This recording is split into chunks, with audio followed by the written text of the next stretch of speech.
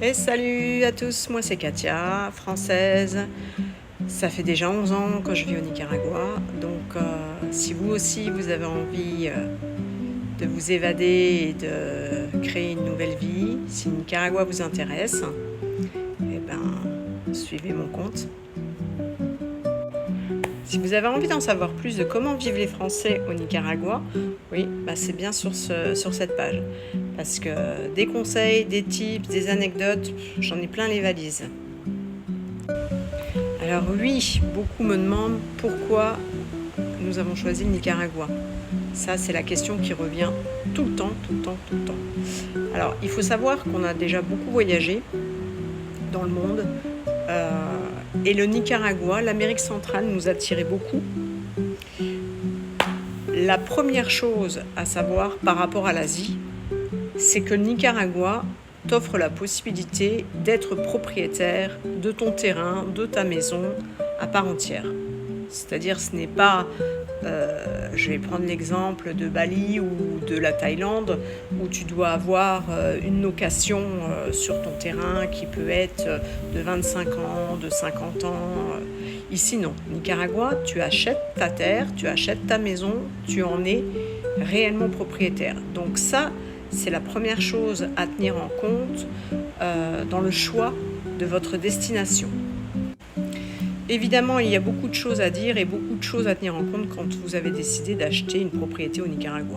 Ça, c'est certain. Il faut être très bien accompagné, très bien conseillé.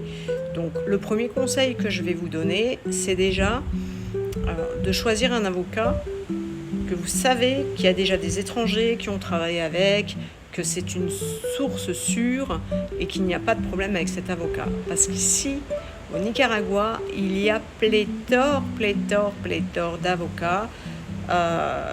C'est du tout et du rien, du tout et du n'importe quoi. Donc faites attention et déjà faites le bon choix de votre avocat, ça c'est très important.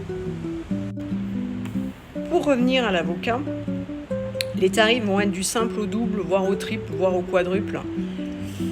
Effectivement, quand vous allez, si vous décidez d'acheter quelque chose dans une zone très touristique, les avocats qui ont vraiment un buffet d'avocats bouffetés, c'est-à-dire qu'ils ont une officina, une agence, un cabinet, voilà, je cherche mes mots. Oui, au bout d'11 ans, des fois, c'est dur de retrouver des mots en français. Bref, les avocats qui ont un cabinet, ceux-là, bien sûr, vont vous prendre beaucoup plus d'argent. Après, je ne vais pas vous dire que c'est parce que vous payez plus que ce sont les plus fiables. Non, c'est pas forcément juste. Mais en tout cas, effectivement, ils vont travailler avec tous les étrangers qui se trouvent, en exemple, Granada ou San Juan del Sur, vous avez des cabinets d'avocats où beaucoup d'étrangers vont vous les recommander. Donc après, à vous de voir si ça vous convient au niveau tarif. C'est déjà, c'est déjà un bon passage, une protection de savoir que d'autres étrangers ont travaillé avec eux. Vous pouvez trouver un avocat beaucoup moins cher, évidemment, c'est sûr, mais comme je vous le répète, essayez de vous renseigner sur cet avocat et de savoir si d'autres étrangers ont déjà eu affaire à lui, ont déjà acheté des propriétés avec lui, si tout s'est très bien passé. Voilà, renseignez-vous. Donc ça, c'est vraiment déjà le premier step à faire, c'est le choix de votre avocat. Je ne dis pas que parce que vous allez choisir un buffet, un cabinet très réputé, que vous n'aurez pas de problème. Ça non, parce que des histoires à dormir debout, je peux vous en raconter, j'en ai, mais je pourrais écrire un roman, une série. En 11 ans, j'en ai vu passer des étrangers avec beaucoup de problèmes et ayant acheté aussi avec des avocats très reconnus, très réputés. Donc, c'est pas toujours 100% fiable, mais ça évite quand même, on va dire à 95%, les problèmes que de choisir un avocat que vous allez trouver comme ça dans la rue, du cousin, du frère, du père, du voisin, enfin bref, voilà, c'est quand même très important.